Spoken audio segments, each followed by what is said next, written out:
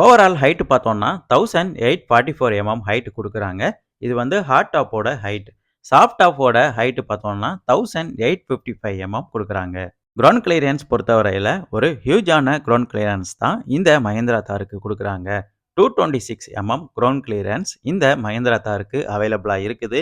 வேற எந்த வெஹிக்கிள்லயும் எஸ்யூவிலயும் இந்த கிரவுண்ட் கிளியரன்ஸ் நம்ம பார்க்க முடியாது. ஆனா மஹிந்திரா தாருக்கு குடுத்துருக்காங்க. வீல் பேஸும் ஒரு லார்ஜான வீல் பேஸ் நம்ம எங்க பார்க்க முடியும்.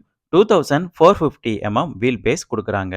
ஃப்ரண்ட் ட்ராக் பொறுத்தவரையில 1520 ரியர் ட்ராக்குக்கு 1520 குடுக்குறாங்க. ஃபெண்டர் மவுண்டட் ரேடியோ ஆண்டனா ஃபீச்சரும் இந்த எல்எக்ஸ் வேரியண்ட்டுக்கு அவைலபிளா இருக்குது. ஏஎக்ஸ் ஆப்ஷனல் வேரியண்ட்டுக்கு இந்த ஃபீச்சர் குடுக்கிறது இல்ல.